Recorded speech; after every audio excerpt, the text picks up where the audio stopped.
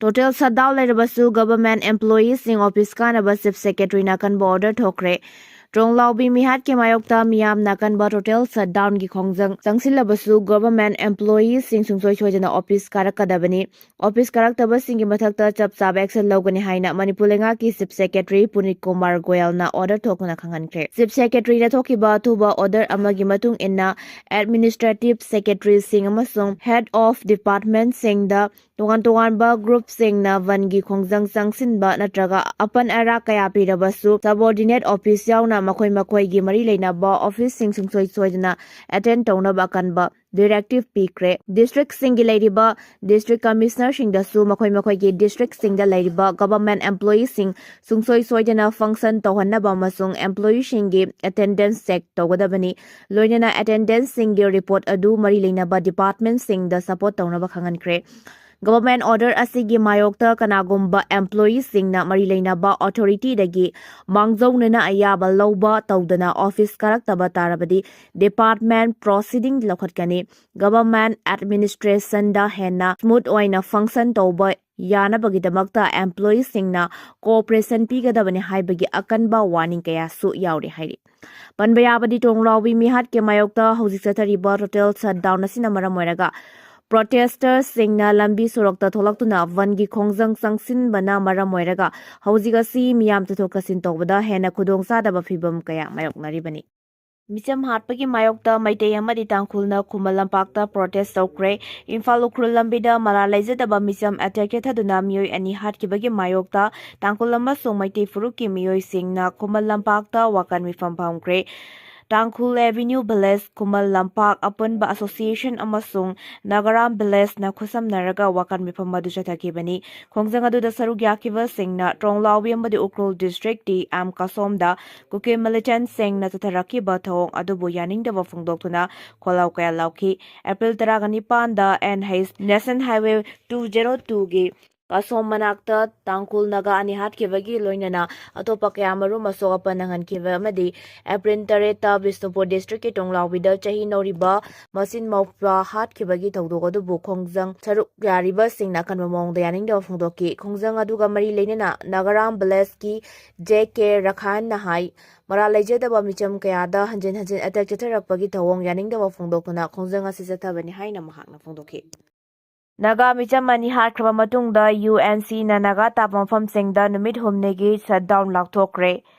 Handak Ukrul District ki Litan Police Station ki manungchanba Imphal Ukrul lambi gi TM Kosom Khul manakta Kuki militant singna nomai kapsinduna lambi asida lakpa gari singda attack tawbada Tangkhul micham mani laikidaba amadi miyoi kya asok apan yawhankhiba thawdoka mari leinana Ukrul District Headquarters Tahamjam the United Naga Council UNC All Naga Student Organization Manipur ANSAM Naga Women's Union NWU amasung District Apex Body ki oiba punba mifamna thawdok aduba kanba mawngda condemn tawkhibaga loinana Manipur gi Naga tabampham singda tha asigi kungi ahing nongyai hauduna tha asi kungi humdoi gi ahing nongyai fawba numit humni gi shutdown tawbagi warep laukre warebasi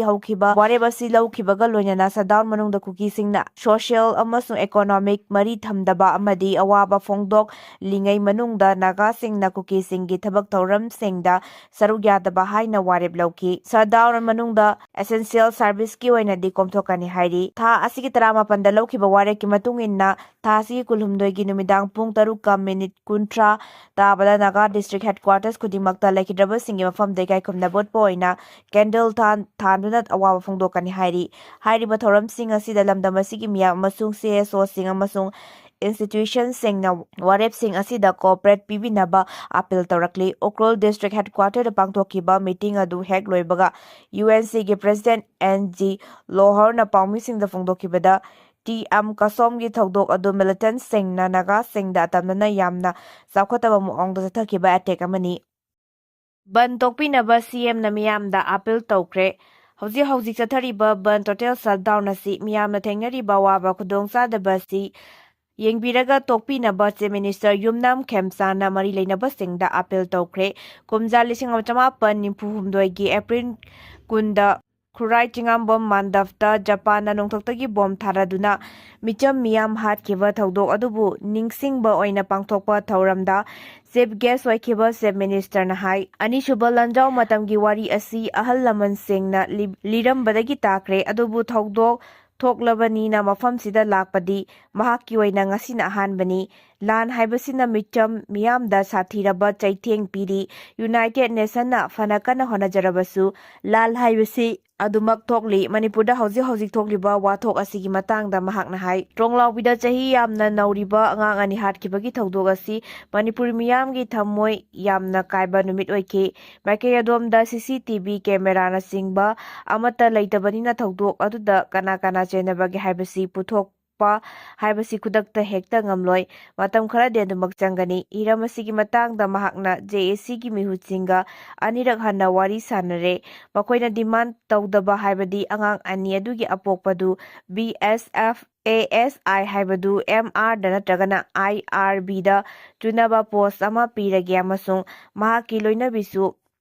Lengaki nurse oina haplage haina khangankiba laikre wafam asi apokpa aduna mahaki loinabi adu hundoklamlaga sakhibada imung amaduda fanghaugadoraba imung aduda fanghaugadaba adu yenglaga lengakna haibani adubu ban adum chatharaga leiri thorom pangthokliba mafam adu heritage site oina lauthoknaba honagani haiki thoramduda wangkai AC gi MLA Thangjam Arun Kumar Sarugyaki Kuki terrorist Tangkhul furuki miyoi ani hatkibagi thodok emsuna taraina lode yamatam thiba laibak thiba thodok ama oiriba haukiba April 19 da Imphaldagi ukrul tamna chatkiba lambida Kuki khulai paiba narco terrorist na landa sinduna Tangkhul furuki miyoi ani punsi pikhamnakiba CM suna haksina lobaga loinana tawong asi taraina lode hairi MSU ge Information and Publicity Secretary Serato Rengnayer komna thatorakpa chirol lamana hairibana haukiba chahi lisingani kulumdoi May 3 haurakliba lan asi lamdam asida nongma kangdana changsilakliba mitop sing maruina Kuki narco terrorist singna Meitei furupta onsinduna micham miyam kaya hatpadagi hendoktuna mayum makai fawba tumna mai thadok pikre ngasidi lamdam asi yelhomi singbu masagi fongnapam lamdamgi muthatnaba fong changsilakpa lalongni haibasi nomonomogi mek senghalakle Lebaga sigi mapi mapa oiriba singna ngasi lamdam asida Kuki narco terrorist singna logi wangwada yelhomi singi mathakta chatharakliba lan asi khudakta lefanduna lamhen to henba sing asi logi oiba thabak packet hoba phagani ngasi lamdam asida tharakliba central force asi mitam miyamgi punsi ngak senanaba laklibra na dragana lamdam asigi yelhomi sing muthatnaba honaribra Kuki narco terrorist sing asida Fongna amadi lonna mateng pangsinba laklibra haibasi miyamge chobo hang ama oirakli madam chana lengak asigi mapi mapa oiriba singna thabak paikhat haudrabadi miyamge sawwa sina khangba ngambagi wangma lan khrabadi Manipur khangawdana niglakpa yai haibagi section warol thamli hairi CBI na senja thumjagi maralda DGCA gi DDZ fare lupa lakh aniga makhai gi senja thumja tawkhibaga mari leinana Directorate General of Civil Aviation DGCA gi Deputy Director General CBI na fare private company asigi mihu ching case asiga mari leinana fare hairi CBI na thodog asigi matangda case number register tobaga loinana makhata ba investigation chathaba haure miyoi ani fakraba matungda CBI na Tongan mafam marida thibohumba ki thabak chathabada sel oina lupa lakh 38 chana amasung silver gi coin amadi digital device camera phagatpa ngamki mamangda CBI na New Delhi da Department of Post Superintendent amasung senja thumjaga mari leinana fakiba laikrabani miyoi ama transfer tawbagi matangda lupa lising kul lokhibagi superintendent adu CBI na fakibani hairi Vedanta Power Plant Pokhaiduna mai chakibada sigiba migi masing kunmari yokre Chhattisgarh gi Santi District ki manung channa leiba Vedanta Power Plant Pokhaiduna mai chakibagi thodokta ngarang amaga siduna punba migi masing kunmari yokre thodok adu da sokiba mioi 13 tongan ba hospital layengduna leiri makhoi gi manungda ani amadi phibam yamna luri haina authority gi maikaidegi phongdorakli government official amana phongdorakpagi matung inna thodok adu sokiba Uttar Pradesh ki Sonbrada da leiba Manish Kumar Ayuk Anganbada Raigarh Medical College da layenglingai da sikibani ningsingba yabadi Vedanta Power Plant pokhaibagi thodok adu April 10 da Singhitai Khongjang da thokibani official singna phongdorakpagi matung inna ꯃꯅꯤꯜꯒꯤ ꯑꯀꯟꯕ pressure ꯄꯨꯗꯨꯅ ꯆꯠꯄ steam ꯇ꯭ꯌꯨꯕ ꯑꯃ ꯄꯣꯈꯥꯏꯔꯛꯄꯒꯤ worker ꯀꯌꯥ ꯃꯩ ꯆꯥꯛꯇꯨꯅ ꯁꯣꯛꯈꯤꯕꯅꯤ꯫ ꯇ꯭ꯌꯨꯕ ꯑꯗꯨ ꯕꯣꯏꯂꯔꯗꯒꯤ ꯄꯨꯔꯒ ꯇꯔꯕꯥꯏꯟꯗ ꯆꯠꯄꯅꯤ꯫ ꯊꯧꯗꯣꯛ ꯊꯣꯛꯐꯝ ꯑꯗꯨꯗ ꯄꯥꯋꯔ ꯋꯥꯀꯔ 4 ꯈꯨꯗꯛꯇ ꯁꯤꯈꯤ, ꯑꯗꯨꯒ ꯑꯇꯣꯞꯄ 7 ꯑꯃꯅ ꯄꯣꯈꯥꯏꯕ ꯂꯣꯏꯔꯕ ꯃꯇꯨꯡꯗ ꯑꯁꯣꯛꯄ ꯑꯗꯨꯅ ꯐꯤꯚꯝ ꯂꯨꯔꯛꯄꯗꯒꯤ ꯁꯤꯈꯤꯕꯅꯤ꯫ ꯑꯦꯄ꯭ꯔꯤꯜ 15ꯗ ꯃꯈꯥ ꯇꯥꯅ ꯋꯥꯀꯔ 8 ꯁꯤꯈꯤ, ꯂꯣꯏꯅꯅ ꯑꯦꯄ꯭ꯔꯤꯜ 23ꯇ ꯃꯤꯑꯣꯏ 1 ꯁꯤꯔꯕ ꯃꯇꯨꯡ ꯊꯥꯡꯖ ꯅꯨꯃꯤꯠꯇ 2 ꯁꯤꯔꯒ ꯉꯔꯥꯡ ꯑꯃ ꯍꯥꯞꯆꯤꯟꯗꯨꯅ ꯄꯨꯟꯅ ꯃꯤꯑꯣꯏ 24 ꯁꯤꯈꯤꯕꯅꯤ꯫ ꯁꯤꯈꯤꯕꯁꯤꯡ ꯑꯗꯨ ꯇꯣꯉꯥꯟ-ꯇꯣꯉꯥꯟꯕ ꯁ꯭ꯇꯦꯠꯁꯤꯡꯗꯒꯤ ꯂꯥꯛꯄ ꯁꯤꯟꯃꯤꯁꯤꯡ ꯑꯌꯥꯝꯕꯅꯤ꯫ ꯋꯦꯁꯠ ꯕꯦꯡꯒꯣꯜꯗꯒꯤ 8, ꯓꯥꯔꯈꯟꯗ ꯑꯃꯁꯨꯡ ꯎꯠꯇꯔ ꯄ꯭ꯔꯗꯦꯁꯀꯤ 4, ꯕꯤꯍꯥꯔ ꯑꯃꯁꯨꯡ ꯃꯙ꯭ꯌ ꯄ꯭ꯔꯗꯦꯁꯇꯒꯤ 2, ꯂꯣꯏꯅꯅ ꯆꯠꯇꯤꯁꯒꯔꯗꯒꯤ ꯃꯤꯑꯣꯏ 5ꯅꯤ꯫ ꯔꯥꯏꯒꯔꯒꯤ ꯖꯤꯟꯗꯣꯜ ꯍꯣꯁꯄꯤꯇꯥꯜꯗ ꯁꯣꯛꯄ 13ꯒꯤ ꯃꯅꯨꯡꯗ 3 ꯂꯥꯌꯦꯡꯂꯤ, ꯂꯣꯏꯅꯅ ꯕꯖꯥꯖꯤ ꯃꯦꯇ꯭ꯔꯣ ꯍꯣꯁꯄꯤꯇꯥꯜ ꯑꯃꯁꯨꯡ ꯑꯦꯄꯦꯛꯁ ꯍꯣꯁꯄꯤꯇꯥꯜꯗ 2 ꯂꯥꯌꯦꯡꯂꯒ ꯑꯇꯣꯞꯄ ꯑꯃꯅ ꯁꯤꯔꯤ ꯂꯛꯁꯀ꯭ꯌꯥꯔ ꯍꯣꯁꯄꯤꯇꯥꯜꯗ ꯂꯥꯌꯦꯡꯂꯤ꯫ ꯄꯨꯂꯤꯁꯅ ꯆꯦꯛꯁꯤꯟꯕ ꯋꯥꯠꯄꯗꯒꯤ ꯄꯣꯈꯥꯏꯕꯒꯤ ꯊꯧꯗꯣꯛ ꯑꯗꯨ ꯑꯣꯏꯈꯤꯕꯅꯤ ꯍꯥꯏꯅ FIR ꯔꯦꯖꯤꯁꯇꯔ ꯇꯧꯈ꯭ꯔꯦ꯫ ꯌꯨꯑꯦꯁꯅ ꯁ꯭ꯇꯦꯠ ꯑꯣꯐ ꯍꯣꯔꯃꯁ ꯃꯅꯥꯛꯇ ꯏꯔꯥꯟꯒꯤ ꯀꯥꯔꯒꯣ ꯁꯤꯞ ꯑꯃ ꯐꯥꯖꯤꯟꯈ꯭ꯔꯦ꯫ ꯌꯨꯅꯥꯏꯇꯦꯗ ꯁ꯭ꯇꯦꯠꯁꯅ ꯁ꯭ꯇꯦꯠ ꯑꯣꯐ ꯍꯣꯔꯃꯁ ꯃꯅꯥꯛꯇ ꯀꯥꯔꯒꯣ ꯁꯤꯞ ꯑꯃ ꯐꯥꯖꯤꯟꯈ꯭ꯔꯦ꯫ ꯊꯧꯑꯣꯡ ꯑꯗꯨ ꯁꯤꯖꯐꯥꯌꯔꯒꯤ ꯀꯥꯡꯂꯣꯟ ꯊꯨꯒꯥꯏꯕꯒꯤꯅꯤ ꯍꯥꯏꯅ ꯄꯜꯂꯗꯨꯅ ꯆꯞ ꯆꯥꯕ ꯃꯑꯣꯡꯗ ꯄꯥꯎꯈꯨꯝ ꯄꯤꯔꯒꯅꯤ ꯍꯥꯏꯅ ꯏꯔꯥꯟꯒꯤ ꯃꯥꯏꯀꯩꯗꯒꯤ ꯆꯦꯛꯁꯤꯟ ꯋꯥꯔꯣꯜ ꯊꯝꯈꯤ꯫ ꯂꯩꯕꯥꯛ ꯑꯅꯤꯒꯤ ꯃꯔꯛꯇ ꯍꯧꯖꯤꯛ ꯑꯣꯏꯔꯛꯂꯤꯕ ꯐꯤꯚꯝ ꯑꯁꯤꯅ ꯃꯔꯝ ꯑꯣꯏꯔꯒ ꯃꯥꯂꯦꯝꯗ LPG ꯑꯃꯁꯨꯡ ꯄꯦꯇ꯭ꯔꯣꯂꯤꯌꯝ ꯄ꯭ꯔꯗꯛꯀꯤ ꯃꯃꯜ ꯋꯥꯡꯈꯠꯂꯛꯀꯗ꯭ꯔꯥ ꯍꯥꯏꯅ ꯃꯤꯄꯥꯏꯕ ꯄꯣꯛꯅꯔꯤ꯫ ꯌꯨꯑꯦꯁ ꯄ꯭ꯔꯦꯁꯤꯗꯦꯟꯠ ꯗꯣꯅꯥꯜꯗ ꯇ꯭ꯔꯝꯞꯅ ꯇ꯭ꯔꯨꯊ ꯑꯦꯁꯣꯁꯤꯌꯦꯁꯟ ꯊꯥꯒꯠꯂꯛꯄ ꯋꯥꯔꯣꯜ ꯑꯃꯗ ꯍꯥꯏ ꯇꯣꯁꯀꯥ ꯀꯧꯕ ꯏꯔꯥꯟꯒꯤ ꯀꯥꯔꯒꯣ ꯁꯤꯞ ꯑꯗꯨ ꯈꯥꯝꯅꯕ ꯈꯪꯍꯜꯂꯨꯕꯗ ꯊꯧꯁꯥꯗꯅ ꯊꯧꯖꯤꯜꯂꯛꯄꯗꯒꯤ ꯒꯥꯏꯗꯦꯗ ꯃꯤꯁꯥꯏꯜ ꯗꯦꯁꯇ꯭ꯔꯣꯌꯔ USS ꯄ꯭ꯔꯤꯁ ꯐꯥꯈꯤꯕꯅꯤ꯫ ꯅꯥꯀꯜ ꯑꯅꯤꯒꯤ ꯃꯔꯛꯇ ꯁꯣꯛꯅꯔꯤꯕ ꯂꯥꯟ ꯑꯁꯤꯒꯤ ꯃꯇꯥꯡꯗ ꯏꯔꯥꯟꯒꯤ ꯐꯣꯔꯦꯟꯁꯤꯛ ꯆꯤꯐ ꯑꯕꯥꯁ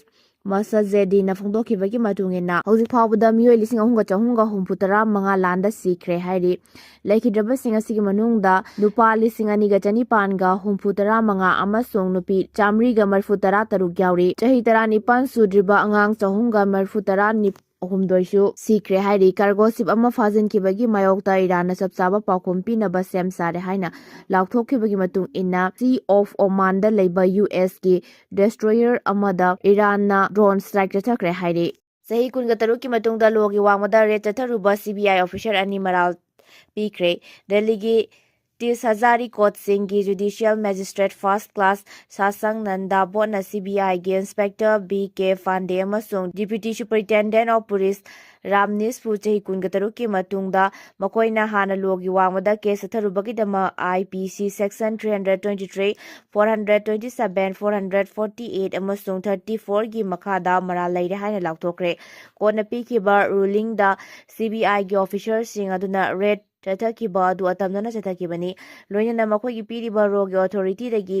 ꯍꯦꯟꯖꯤꯟꯅ ꯊꯕꯛ ꯄꯥꯡꯊꯣꯛꯏ ꯍꯥꯏꯅ ꯄꯜꯂꯤ꯫ ꯆꯍꯤ 15ꯀꯤ ꯃꯇꯨꯡꯗ ꯉꯔꯥꯡ CBIꯒꯤ ꯑꯣꯐꯤꯁꯤꯌꯦꯜ 2 ꯑꯗꯨꯕꯨ ꯏꯟꯗꯤꯌꯟ ꯔꯤꯚꯤꯅ꯭ꯌꯨ ꯁꯔꯚꯤꯁ IRS ꯑꯣꯐꯤꯁꯔꯒꯤ ꯃꯌꯨꯝꯗ ꯆꯪꯁꯤꯟꯕ, ꯑꯦꯇꯦꯛ ꯇꯧꯕ ꯑꯃꯁꯨꯡ ꯂꯣꯒꯤ ꯋꯥꯡꯃꯗ ꯔꯦꯗ ꯆꯠꯊꯗꯨꯅ ꯃꯍꯥꯛꯄꯨ ꯐꯥꯕꯒꯤ ꯊꯕꯛ ꯇꯧꯕꯒꯤꯗꯃꯛꯇ ꯀꯣꯔꯠꯅ ꯃꯈꯣꯏꯕꯨ ꯃꯔꯥꯜ ꯄꯤꯈꯤꯕꯅꯤ꯫ ꯀꯣꯔꯠ ꯑꯁꯤꯅ ꯊꯝꯂꯛꯈꯤꯕ ꯋꯥꯐꯝꯁꯤꯡꯗ ꯃꯔꯥꯜ ꯁꯤꯔꯤꯕ CBIꯒꯤ ꯑꯣꯐꯤꯁꯔ 2 ꯑꯗꯨꯅ ꯀꯨꯝꯖꯥ 2000ꯒꯤ ꯑꯣꯛꯇꯣꯕꯔ 18ꯗ ꯀꯝꯄ꯭ꯂꯦꯅꯦꯟꯠ ꯑꯗꯨꯒꯤ ꯃꯌꯨꯝꯒꯤ ꯊꯣꯡ ꯀꯧꯈꯥꯏꯗꯨꯅ ꯊꯤꯕ ꯍꯨꯝꯕꯒꯤ ꯊꯕꯛ ꯆꯠꯊꯕ, ꯂꯣꯏꯅꯅ ꯐꯥꯕꯒꯤ ꯊꯕꯛ ꯌꯥꯎꯈꯤ, ꯃꯗꯨꯗ ꯃꯔꯝ ꯆꯥꯕ ꯑꯃꯗꯤ ꯄ꯭ꯔꯃꯥꯟꯁꯤꯡ ꯌꯥꯎꯈꯤꯗꯦ꯫ ꯑꯣꯐꯤꯁꯤꯑꯦꯜ ꯄꯥꯋꯔꯁꯤꯡ ꯑꯗꯨ ꯄ꯭ꯔꯣꯐꯦꯁꯅꯦꯜ ꯀꯣꯗꯁꯤꯡ ꯑꯃꯗꯤ ꯀ꯭ꯔꯤꯃꯤꯅꯦꯜ ꯇ꯭ꯔꯦꯁꯄꯥꯁꯤꯡꯒꯤ ꯃꯔꯨꯝꯗ ꯆꯠꯊꯈꯤꯕꯅꯤ ꯍꯥꯏꯅ ꯀꯣꯔꯠꯅ ꯄꯤꯕ ꯋꯥꯌꯦꯜ ꯑꯗꯨꯅ ꯌꯥꯎꯈꯤ꯫ ꯀꯣꯔꯠꯀꯤ ꯑꯣꯔꯗꯔ ꯑꯗꯨ ꯊꯥ ꯑꯁꯤꯒꯤ 18ꯇ ꯄꯥꯁ ꯇꯧꯔꯒꯅꯤ꯫ IRS ꯑꯣꯐꯤꯁꯔ ꯑꯁꯣꯛ ꯀꯨꯃꯥꯔ ꯑꯪꯒ꯭ꯔꯋꯥꯜꯅ ꯐꯥꯏꯜ ꯇꯧꯔꯛꯈꯤꯕ ꯀꯦꯁ ꯑꯗꯨꯒꯤ ꯑꯣꯔꯗꯔパス ꯇꯧꯒꯗꯧꯔꯤꯕꯅꯤ꯫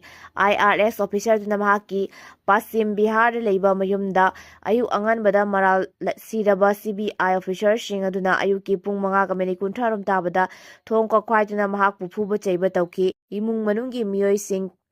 ꯀꯥ ꯑꯃꯗ ꯍꯣꯏꯖꯤꯜꯂꯒ ꯃꯍꯥꯛꯄꯨ ꯐꯤꯔꯣꯜ ꯅꯤꯡꯊꯤꯅ ꯁꯦꯠꯇ꯭ꯔꯤꯉꯩ ꯃꯇꯝ ꯑꯗꯨꯗ ꯐꯥꯗꯨꯅ ꯄꯨꯈꯤꯕꯅꯤ꯫ CBIꯒꯤ ꯑꯣꯐꯤꯁꯔꯁꯤꯡ ꯑꯗꯨꯅ ꯃꯈꯣꯏꯒꯤ ꯃꯊꯛꯇ ꯁꯤꯔꯤꯕ ꯃꯔꯥꯜ ꯑꯗꯨ ꯌꯥꯈꯤꯗꯦ꯫ ꯃꯈꯣꯏꯅ ꯆꯠꯊꯔꯤꯕ ꯔꯦꯗ ꯑꯗꯨ ꯑꯣꯐꯤꯁꯤꯌꯦꯜ ꯏꯟꯚꯦꯁ꯭ꯇꯤꯒꯦꯁꯟ ꯑꯃꯒꯤ ꯁꯔꯨꯛ ꯑꯣꯏꯈꯤ꯫ ꯑꯪꯒ꯭ꯔꯋꯥꯜꯅ ꯀꯣꯑꯣꯄꯔꯦꯠ ꯇꯧ ꯍꯥꯏꯕ ꯌꯥꯔꯛꯈꯤꯗꯕꯅꯤ ꯍꯥꯏꯈꯤ꯫